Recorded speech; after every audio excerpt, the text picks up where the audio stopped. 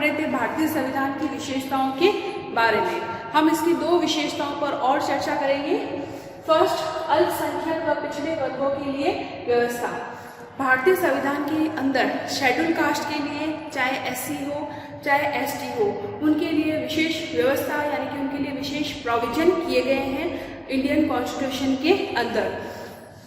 संविधान के आर्टिकल 330 और संविधान के आर्टिकल जो है 332 के अंदर शेड्यूल कास्ट के लिए लोकसभा और राज्य की जो विधानसभा होती है, लेजिस्लेटर काउंसिल के अंदर इन वर्गों के लिए, इन क्लास के लिए विशेष आरक्षण की व्यवस्था की गई है, यानी कि इनकी सीटों को जो है वह एक तरह से रिजर्व रखा गया है।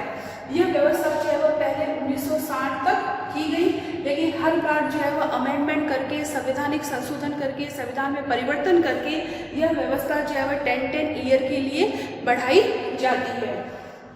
अभी तक 25 जनवरी जो है वह 2020 तक 95 के संवैधानिक संशोधन के द्वारा, 95 के कॉन्स्टिट्यूशनल अमेंडमेंट के द्वारा शेड्यूल कास्ट के लिए जो है वह आरक्षण 10 वर्ष के लिए बढ़ाया गया, और 2020 में जब ये टाइम पूरा हो गया तब वापस इसको जो है वह 10 ईयर के लिए बढ़ाया गया, और ये डेट हो गई 2030 तक। ठीक है बच्चों, तो भारतीय संविधान के अंदर शेड्यूल कास्ट के लिए लोकसभा और राज्य की विधानसभा के अंदर उनकी सीटों के लिए रिजर्वेशन जो है वह रखा गया है। इसके अलावा 1993 के अंदर ओबीसी को 27% जो है वह आरक्षण दिया गया है, यानी कि पिछड़े वर्गों को जो है वह 27% आरक्षण की व्यवस्था की गई है। इसके अलावा जो है वह अनुसूचित जाति और जनजाति के लिए एक एक्ट भी बनाया गया है, उनके हितों के लिए जो है वह एक्ट भी बनाया गया है। फिर हम बात करते हैं सोशल इक्वलिटी, है ना, establish of social equality. Social equality यानी कि सामाजिक समानता लाने के लिए संविधान के अंदर आर्टिकल जो है वह 17 के अंदर कहा गया है कि अस्पृश्यता यानी कि अनटचेबिलिटी को जो है वह पूरी तरह से समाप्त किया जाएगा, डिमोलिश किया जाएगा। यानी कि अनटचेबिलिटी, हम भेदभाव करते हैं लोगों के साथ, है ना, इस भेदभाव को जो है वो पूरी तरह से अंत किया जाएगा, और किसी भी रूप में इस टाइप का आचरण जो है वह क्या होगा, आपका क्राइम होगा। तो आर्टिकल जो है वह 17 के अंदर ये व्यवस्था की गई है। क्लियर बच्चों, यहाँ तक क्लियर। आज हम लेंगे नया टॉपिक, फंडामेंटल राइट, मौलिक अधिकार। फंडामेंटल राइट, ठीक है। संविधान के पार्ट 3 के अंदर जो है वो फंडामेंटल राइट को मेंशन किया गया है, फंडामेंटल राइट दिए गए हैं। बेसिकली मूल अधिकार का जो कंसेप्ट है वह यूएसए से लिया गया है, अमेरिका से लिया गया है। ब्रिटेन में नागरिकों को मौलिक अधिकार प्रदान किए गए हैं, आयरलैंड में जो है वो नागरिकों को मौलिक अधिकार प्रदान किए गए हैं, यूएसए में नागरिकों को मौलिक अधिकार प्रदान किए गए हैं। तो भारतीय संविधान में भी नागरिकों को मौलिक अधिकार प्रदान किए गए हैं।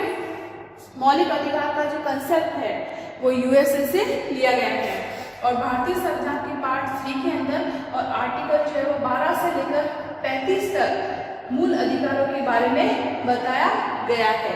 हम यहाँ पर सारे आर्टिकल को पढ़ेंगे। आप सबको पता है कि भारतीय संविधान जो है वह 26 जनवरी जो है वो 1950 से लागू हुआ। जब संविधान जो है वह बना और संविधान जो है वह लागू हुआ, तब इस संविधान के अंदर 7 फंडामेंटल राइट थे। 7 जो थे आपके फंडामेंटल राइट थे। क्लियर?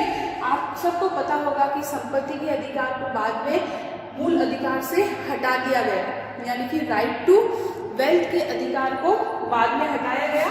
और अब अगर अपन बात करें तो फंडामेंटल राइट की संख्या कितनी है? 6 है। ठीक है, तो संपत्ति के अधिकार को यानी कि राइट टू वेल्थ के अधिकार को 44वें संवैधानिक संशोधन के द्वारा, कॉन्स्टिट्यूशनल अमेंडमेंट के द्वारा जो हुआ था 1978 के अंदर, उसके द्वारा संपत्ति के अधिकार को हटा दिया गया और उसको फंडामेंटल राइट से हटाकर एक विधिक अधिकार अधिकार का दर्जा जो है वह दिया गया, यानी कि एक लॉ राइट्स के रूप में उसको एक्सेप्ट किया गया, राइट टू वेल्थ को। क्लियर बच्चों यहाँ तक?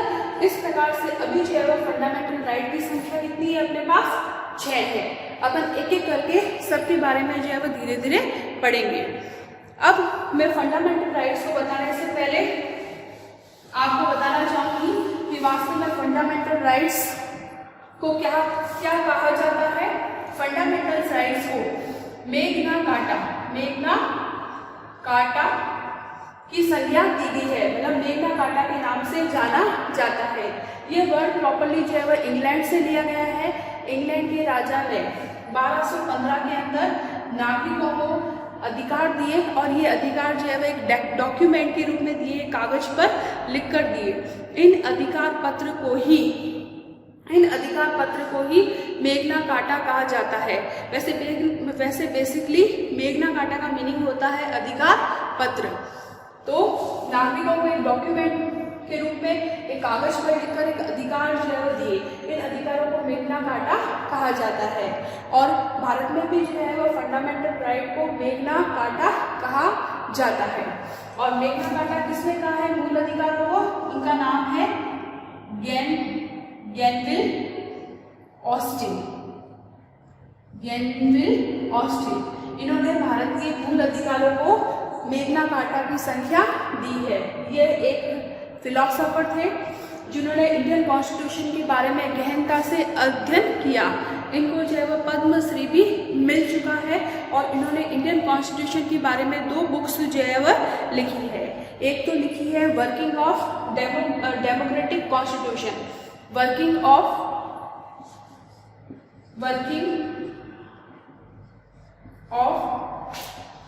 डेमोक्रेटिक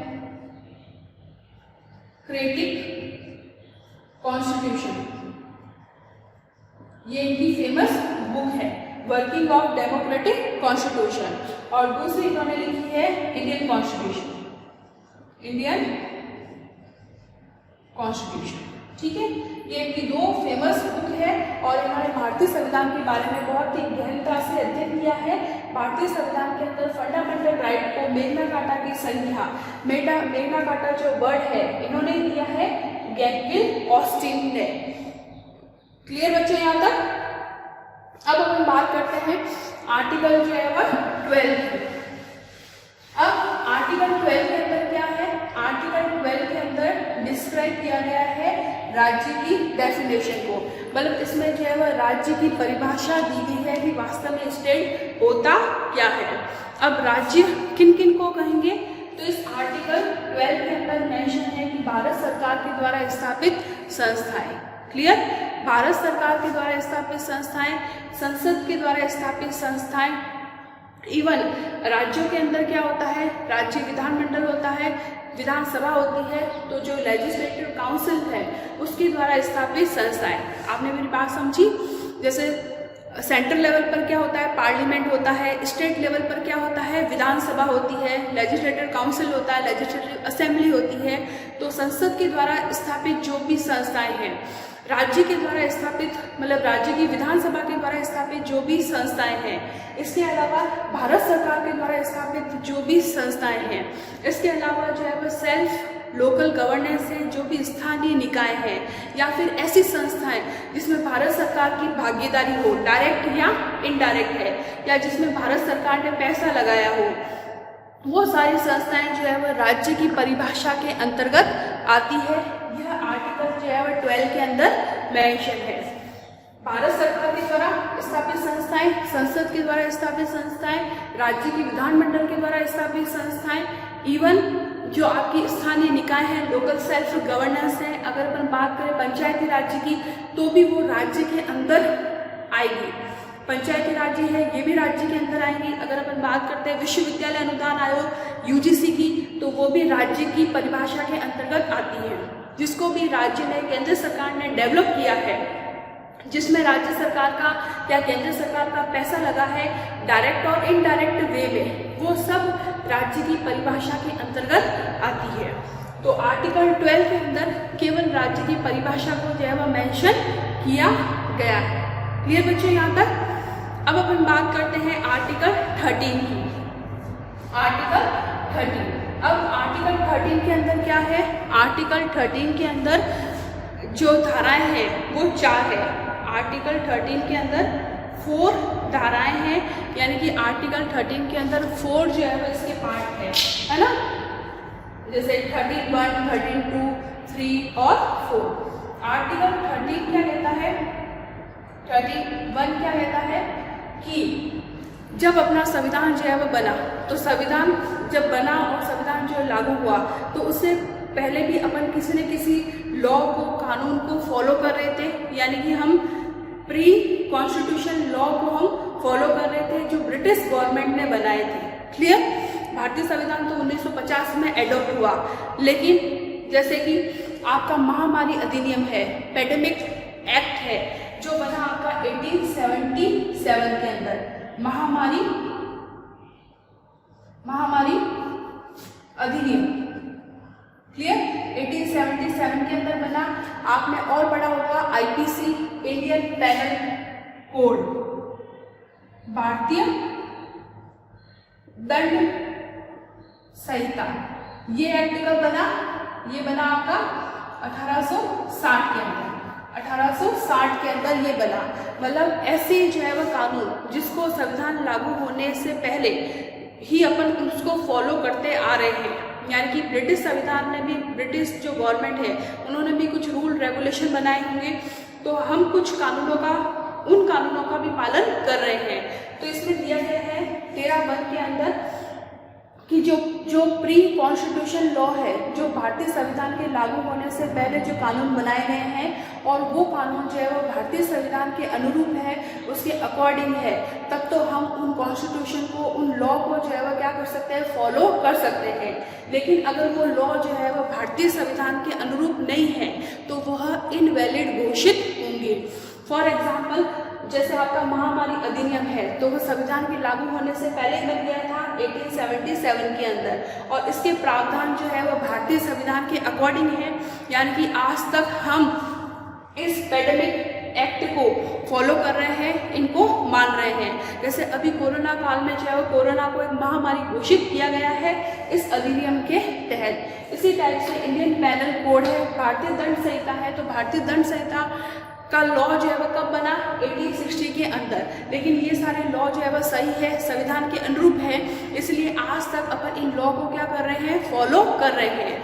यानी कि ऐसे लॉ, ऐसी विधि जो संविधान के लागू होने से पहले बनाई गई है और वो ठीक ठाक है और संविधान के अकॉर्डिंग जो है वो उनको फॉलो किया जा रहा है, तो उनको इनवैलिड घोषित नहीं किया जा सकता।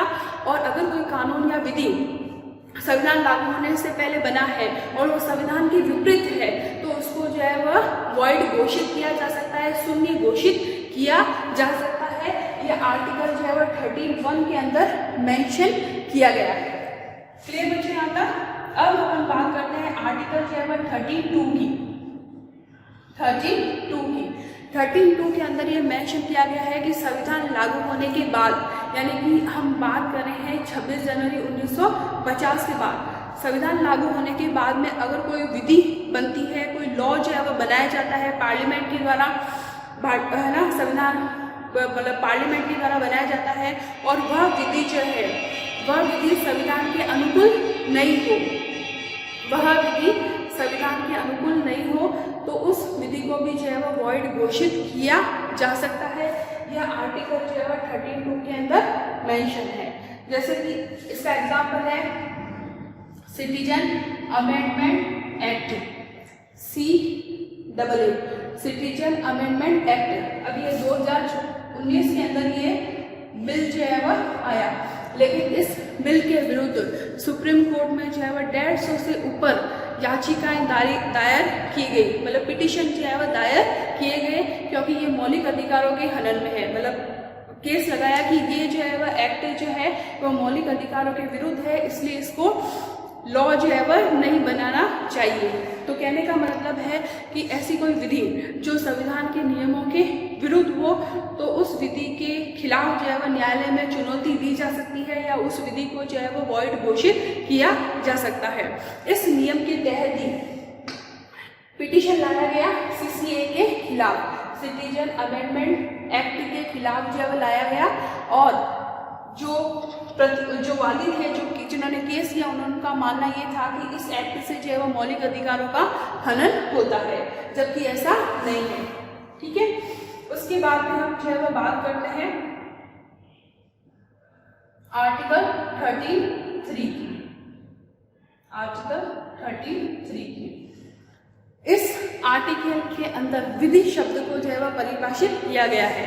जैसे आर्टिकल जो है वो 12 के अंदर मेंशन किया गया था, राज्य शब्द को परिभाषित किया गया, डिफाइन किया गया, उसी टाइप से जो है वह आर्टिकल 13 के अंदर 13(3) के अंदर विधि शब्द को परिभाषित किया गया है। यानी कि विधि क्या होते हैं? कानून होते हैं, लॉ होते हैं, नियम होते हैं, रूल होते हैं, रेगुलेशन होते हैं, ऑर्डिनेंस होते हैं, यानी कि राष्ट्रपति और राज्यपाल के द्वारा अध्यादेश जारी किए जाते हैं। उन ऑर्डिनेंस को जो है वह लॉ कहा जाता है। फॉर एग्जाम्पल, जैसे लॉकडाउन के टाइम प्रधानमंत्री ने जो है आदेश दिया कि अब लॉकडाउन 4 स्टार्ट हो गया है, तो ये एक प्रकार से ये क्या है? आदेश है ना। और प्रधानमंत्री जो है वह इस महामारी अधिनियम के अंदर कुछ संशोधन करना चाहते हैं, लेकिन अभी संसद की बैठक हो नहीं रही है, तो उन्होंने अध्यादेश जारी किया है, ऑर्डिनेंस जारी किया है। तो विधि शब्द के अंदर आपका क्या आता है? लॉ आता है, रूल आता है, रेगुलेशन आते हैं, नोटिफिकेशन आते हैं जो गवर्नमेंट के द्वारा दिए जाते हैं, ऑर्डिनेंस आते हैं। इसके अलावा जो हमारी कस्टम है वो भी एक तरह से क्या है? लॉ ही है। जैसे सती प्रथा है तो वो भी आपकी क्या थी? कस्टम थी, लेकिन वो संविधान के अकॉर्डिंग नहीं थी, इसलिए उसको जो है वो वॉइड घोषित किया गया। तो आर्टिकल जो है वो 13(3) के अंदर 13 के पार्ट 3 के अंदर जो है वह विधि शब्द को यानी कि लॉ शब्द को जो है वह डिफाइन किया गया है। यहाँ तक क्लियर? फिर हम बात करते हैं आर्टिकल जो है वह 34 की। उसमें ये दिया गया है कि इस आर्टिकल यानी कि 13 के अंदर हमने जो भी बात की है, ये सारी बातें जो है वह आर्टिकल जो है वह 368 पर लागू नहीं होगी। यानी कि ये सारी बातें जो है, यानी कि जो जुडिशियल रिव्यू है, न्यायिक पुनर्वलोकन है, अगर अपन कोई विधि बनाते हैं, कोई अमेंडमेंट करते हैं, हमने जैसे कोई भी अमेंडमेंट करते हैं तो अमेंडमेंट पर संवैधानिक परिवर्तन को न्यायालय से चुनौती नहीं दी जा सकती है, यानी कि उसका जुडिशियल रिव्यू पॉसिबल नहीं है। इसमें दिया गया है कि आर्टिकल 13 के अंदर हमने जो भी बात की है वो आर्टिकल जो है वो 368 पर लागू नहीं होगी। 368 पर लागू नहीं होगी। और 368 क्या है? संवैधानिक संशोधन से रिलेटेड है, यानी संवैधानिक संशोधन को जुडिशियल रिव्यू पॉसिबल नहीं है, न्यायिक पुनर्वलोकन पॉसिबल नहीं है। यानी कि संविधान निर्माताओं ने एक बार किसी विधि के अंदर अमेंडमेंट कर दिया, जैसे 42वें संविधान के संशोधन के द्वारा 3 वर्ड जोड़े गए हैं, तो उसको उस जो है ना जो अमेंडमेंट किया गया है उसका वापस जो है वह रिव्यू पॉसिबल नहीं है, यानी कि उस पर पुनः विचार नहीं किया जा सकता है सुप्रीम कोर्ट के द्वारा या हाई कोर्ट के द्वारा। क्लियर बच्चों यहाँ तक? इसका लेटेस्ट केस हम देखते हैं, गोलकनाथ बना पंजाब राज्य के मामले में।